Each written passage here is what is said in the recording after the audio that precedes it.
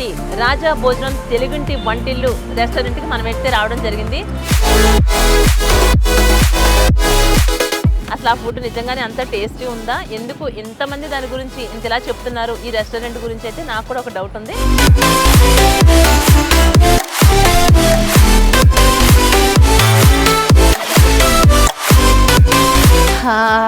రాజా భోజనంలోకి అయితే అడుగు పెట్టేసాము. నిజంగానే రాజభవనంలా ఉంది ఈ రాజా భోజనం రెస్టారెంట్. రాజా భోజనంలో ప్రత్యేకంగా మీ ప్రత్యేకత ఏంటి అంటే ఏం చెప్తారు? కాకరకాయ కోడి పకోడీ స్పెషల్. కాకరకాయ కోడి pakodi. Okay okay. Same time అది కరివేపాకులో కూడా ఇస్తాము. నా వెజ్ వాళ్ళకి పన్నీర్ ఇస్తాము.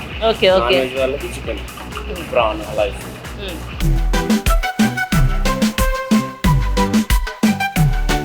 చైతన్య గారు, మీరు ప్రత్యేకంగా ఇండియన్ ఫుడ్ మాత్రమే చేస్తారా? మీరు కూడా అన్ని రకాల ఫుడ్స్ తయారు చేస్తారా? Chinese, Indian, okay okay, south Indian, ఈ మూడు స్పెషలైజేషన్.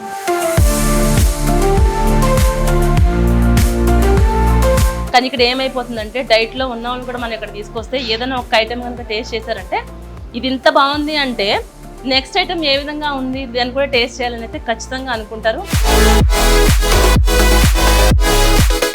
అప్పుడే వాళ్ళు కస్టమర్స్ తినాలంటే ఫస్ట్ టైం ప్రతి ఒక్కటి మెయిన్లీ థాలి అవి ప్రతి ఒక్కటి టేస్ట్ చేస్తారండి. మొత్తం రెడీ అయిన తర్వాత ఒకసారి టేస్ట్ చేసిన తర్వాత ప్రతి ఒక్క ఐటెం పైకి.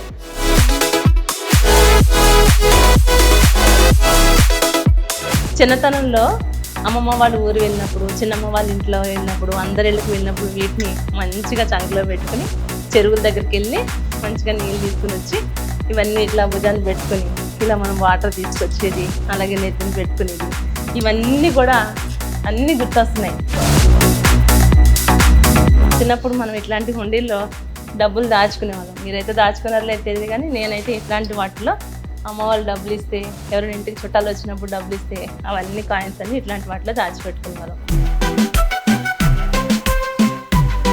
చాయ్ చటుక్కున తాగరా అబ్బాయి, దెబ్బకి మన చిరంజీవి గారే గుర్తొచ్చారు నాకు. ఎందుకంటే ఆ పాట కూడా పాడింది ఆయనే. ఇలాంటి ఛాయ్ గ్లాస్తోనే ఛాయ్ తాగుతూ ఆ ఛాయ్ మీద ఒక మంచి పాట పాడారు మన మెగాస్టార్ చిరంజీవి గారు.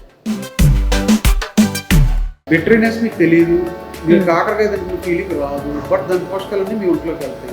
దాన్ని నేను నాన్ వెజ్ తో కలిపిస్తాను. మీరు ట్రై చేయాల్సింది అంటే కొంచెం లైక్ అప్సెట్ చేసినట్టే కొంత బిటర్.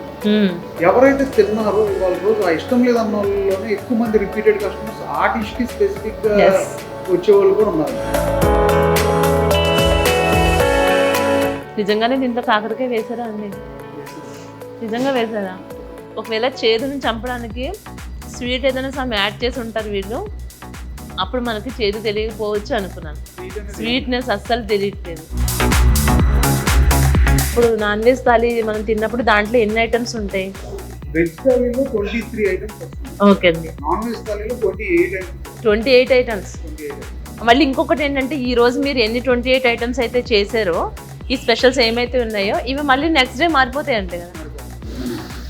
కస్టమర్స్ ఇవాళ వచ్చాడు ఒక కస్టమర్, రేపు కూడా అతను వస్తాడు. అవును. మెను బోర్ కొడతాడు.